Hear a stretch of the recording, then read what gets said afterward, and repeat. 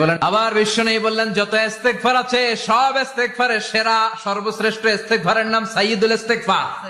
কি নাম? সহিহ বুখারীর বর্ণনা।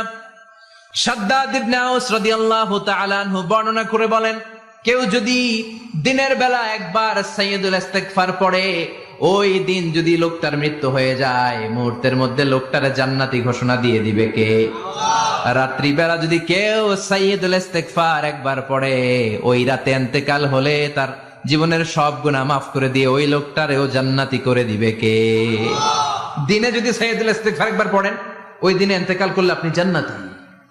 রাতে যদি সাইয়্যিদুল ইস্তেগফার কেউ পড়েন, ওই রাতে ইন্তেকাল হলে আপনি জান্নাতি। এটা সহিহ বুখারীর বর্ণনা।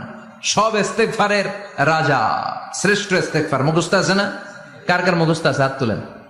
সাইয়্যিদুল ইস্তেগফার মুখস্থ আছে কার? মাশাআল্লাহ, তাবারাকাল্লাহ। এটা আপনাদের বাড়ির কাজ দিলাম।